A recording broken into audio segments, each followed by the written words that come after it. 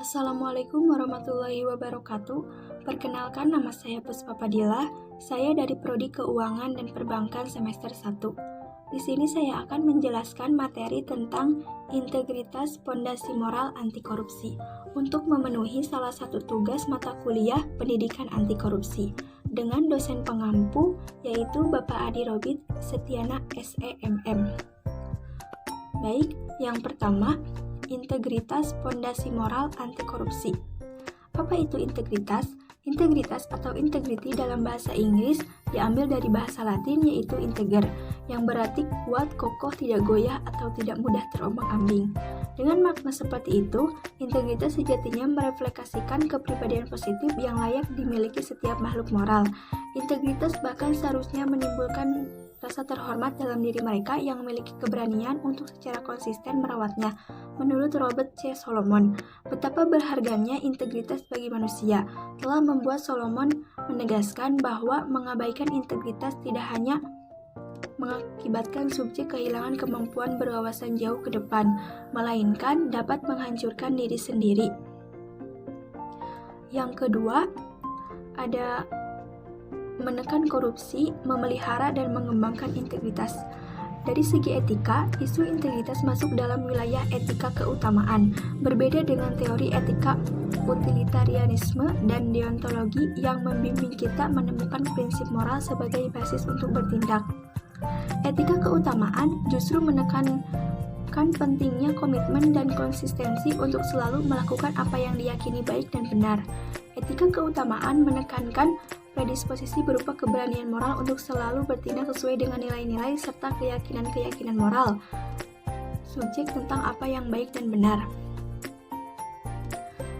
Dengan demikian, menekan korupsi di satu pihak dan memelihara integritas di lain pihak harus dimulai dengan kesadaran untuk secara konsisten bertindak atau berperilaku sesuai dengan predisposisi moral, yakni komitmen untuk senantiasa hanya melakukan apa yang baik dan benar.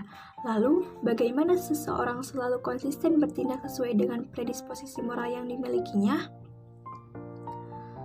Pada prinsipnya, tidak ada orang yang dilahirkan dalam keadaan yang seutuhnya memiliki atau tidak memiliki predisposisi moral. Setiap individu pasti memiliki potensi berupa keterarahan untuk melakukan apa yang baik dan benar.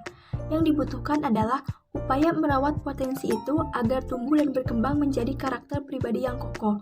Internalisasi keutamaan yang dilakukan secara konsisten melalui keluarga, sekolah, atau masyarakat umum pasti sangat membantu terbentuknya kesadaran untuk selalu melakukan yang baik dan yang benar, dan menghindari yang buruk dan yang salah. Integritas dengan demikian dipelihara dan dikembangkan melalui proses habituasi. Kata orang bijak, yaitu bisa karena biasa. Lalu, apakah proses habituasi akan selalu berjalan mulus sehingga efektif mencegah perilaku tak bermoral? Yang pertama, integritas bisa gagal berkembang karena subjek tidak memiliki kualitas karakter yang secara fundamental memadai untuk membedakan siapa dia dan untuk apa dia berada dalam suatu jabatan atau posisi tertentu. Yang kedua, integritas bisa gagal dipelihara dan berkembang karena kelemahan manusiawi, suatu kelemahan dalam bentuk ketakutan yang sesungguhnya sederhana, tetapi berpengaruh pada perilaku etis subjek, terutama akibat kegagalan dalam ujian. Ketiga, integritas bisa gagal dipelihara karena kurang atau bahkan tidak adanya kompetensi memadai dalam menghadapi tantangan. Yang ketiga, ada pilar integritas. Ada 6 pilar integritas. Yang pertama, political will. Etika publik menjadi fondasi utama dalam memelihara dan mengembangkan integritas dalam ruang publik. Yang kedua, transparansi. Pemerintah harus terbuka untuk senantiasa membuat warganya melek terhadap berbagai isu strategis negara, terutama yang berdampak pada kehidupan mereka, serta kebebasan dan kemerdekaan mereka.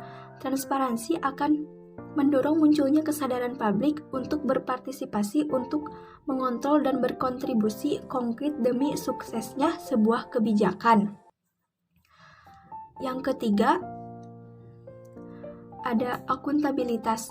Prinsip ini terwujud melalui pemanfaatan berbagai seurskes dan jasa publik untuk memberikan pelayanan optimal kepada masyarakat atau demi kepentingan umum. Yang keempat, partisipasi publik. Demokrasi meniscayakan partisipasi aktif publik, termasuk media, dalam pengelolaan negara. Kritik selalu harus punya tempat dalam ruang publik.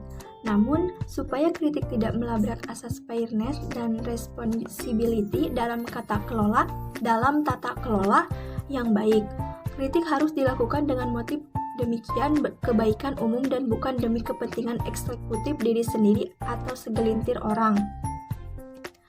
Yang kelima, ada peraturan hukum.